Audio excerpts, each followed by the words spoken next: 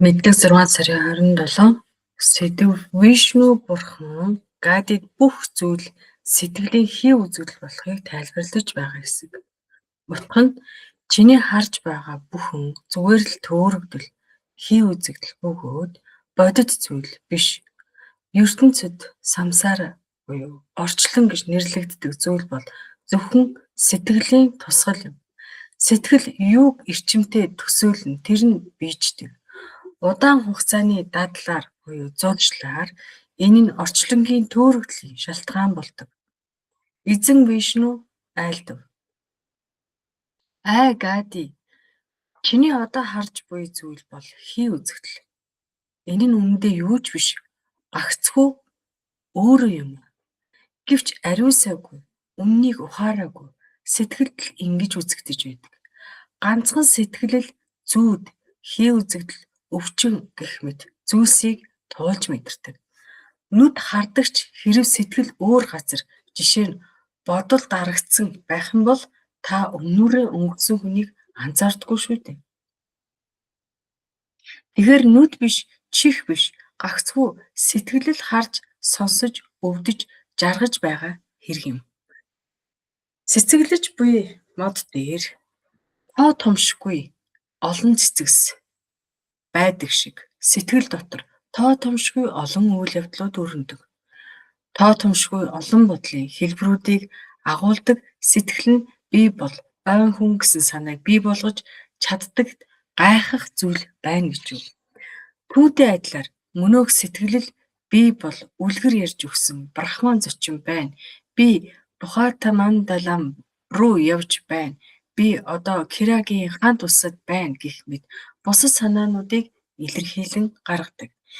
Энэ бүхэн ердөө л хий хоосон зүйл. Тиймээс чиний бодол бодит байдал гэж бодож байгаа зүйл буюу хоёр төрлийн хуурмаг үзэгдэл, зочин болон ойн хүн. Энэ нь хоёулаа үнэндээ хий үзэгдэл юм аа.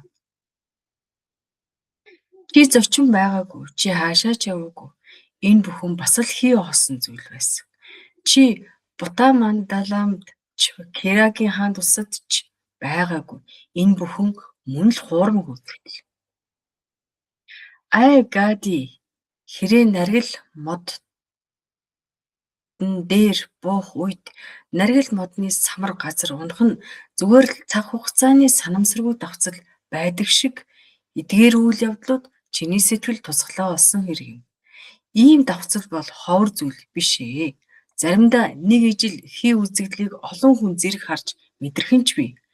Заримдаа олон хүн нэг ижил зүйлийг зүүдэлдэг. Хэдэн хүн нэгэн зэрэг ижил хий үзэгдлийг мэдэрч согтуу хүмүүс бүгд дэлхийг эргэлдэж байна гэж нэгэн зэрэг мэдэрч болно. Олон хүүхдүүд нэгэн зэрэг ижил тоглоомор тоглодог шүү дээ. Бухатамандалам буюу Кирагийн усад чиний харсан бүхэн үнэн байх магадлалтай.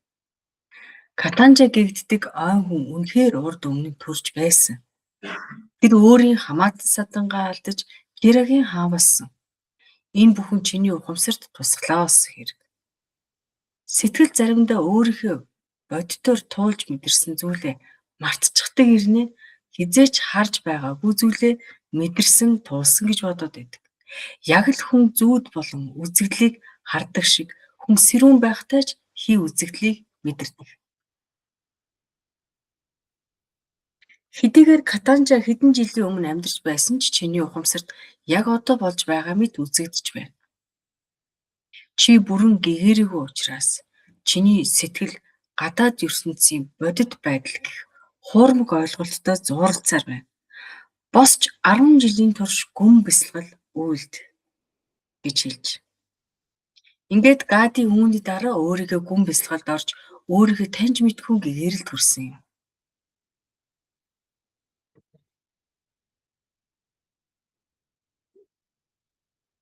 Мэдлэг 6 сарын 28. Сэдв сэтгэл хэмээх хүрдний гол цөмийг зогсооход энэ ертөнц буюу үзэгдэл зогсно. Сэтгэлийн жижиргээ буюу хөдөлгөөн нь өөрөө самсаараа буюу орчлон юм. Тэр намжсан цагт л орчлон хаана байх вүлээ? Өнгөрсөн болон ирээдүйг огт бодохгүйгээр одоо цагт байгаа зүйлийг харсан ч хараагүй мэт ухаандаа сэтгэлдээ наахгүйгээр орших хэрэгтэй. Васиста үргэлжлүүлээд энэхүү сансрын хий үзэгдэл буюу Майя агуу төөрөгдлийг үүсгдэг бөгөөд мөн чанар нь тэнцвэргүй байдаг юм. Үүнийг ойлгоход туйлын бэрх ганцхан цаг үргэлжлэх зүүдний хий үзэгдэл болон бүхэл бүтэн амьдралын хооронд ямар харьцуулалт байх вүлээ дээ. Ойн хүний туулсан тэр бүх олон янзын туршлагуудтай харьцуулахад энэ хий үзэгдэл хэр удаан үргэлжлэх вэ? Дахиад хэлэхэд бид нүднийхөө өмнө харж буй зүйл болон бодит бус мөртлөө бодиттой юм шиг хувиралд орсон зүйлсийн хоорондын уялдаа холбоог хэрхэн тайлбарлах вүлээ? Тиймээс айрам би чамд хэлье. Энэ сансрын хий үзэгдэл нь сэрэмжгүй сэтгэлийг эцэс төгсгөлгүй бэрхшээл рүү хөтэлдэг юм шүү. Рама асуув. Гэвч айгигэнтэн багш минь ийм асар их хүчээр эргэлдэж буй сансрын хий үзэгдлийн энэ хурдыг хүн хэрхэн зогсоож хязгаарлах вэ? Васиста хариулв. Айрам сэтгэл бол энэхүү чөтгөрийн тойрог эргэлддэг гол цөм юм. Тэрхүү гол цөмийг өөрийн асар их хичээл зүтгэлээр бат бөх хязгаарлаж байж л зогсоно. Гол цөмийн хөдөлгөөн зогсоход дугуй эргэхээ болно. Тэтгэл намжих үед хий үзэгдэл замхарна. Энэхүү аргыг мэддэггүй, хэрэгжүүлдэггүй хүн зовлон зүдгүүрт ундаг. Үнэн мөннийг олж харсан тэр мөчид харагтун. Зовлон шаналл эцэс болно. ертөнцийг хуурмаг үзэгдэл гэж хүлээн авдаг. Энэ өвчин нь сэтгэлийг эзэмтгэхээс захирахаас өөр аргаар эдгэрдэггүй.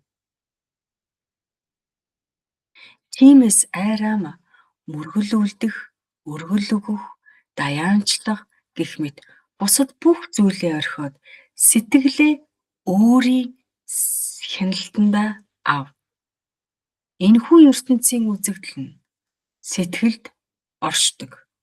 Яг л ваарн доторх орон зай оршдог шиг.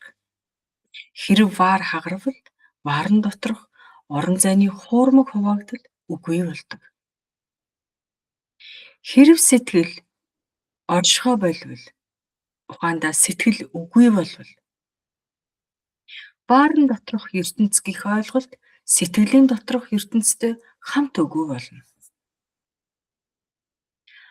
Ваар хагарах үед ваарн доторх орон зай хөдөлгөөний эрх чөлөөг олж авдаг шиг сэтгэл оршихоо болох үед ертөнцийн хий үзэгдэлтэй хамт эрх чөлөөг эдэлдэг. Ухамсараа хоромхон зуур гадагш чиглүүлсэн ч ямар ч хүчин чармаалтгүйгээр одоо цагтай амьдр. Сэтгэл өнгөрсөн болон ирээдүйтэй өөрийгөө холбохоо болох үед тэр нь сэтгэл үгүй төлөв болдог. Хэрэв хорон мөч бүрд чиний сэтгэл байгаа зүйл дээрээ тогтож түүнийгээ тэр дор нь ямар ч хичээл зүтгэлгүйгээр орхиж чадаж байвал сэтгэл үгүй буюу бүрэн хариуцал болдог. Энэ нь зөвхөн хязгааргүй ухамсар өөрийгөө хязгаарлагдмал сэтгэл болгон хязгаарласан цагт л үргэлжилдэг. Бороо зөвхөн үүл байгаа цагт л ордог шүү дээ. Ийм савлгаа болон тэлэгт явагдсаар байгааг мэд. Хэрэв ухамсар хязгаарлагдмал сэтгэл рүү орохоо болчихвол мөн хязгаарлагдмал сэтгэлийн яг үндсэн болсон ертөнцийн тэр хий үзэгдэл их төрөлт ба үхлийн шатаж үгүй болсныг мэд. Тэгээд тэнд төгс төгөлдөр оршино. Гэд өндөрлөө.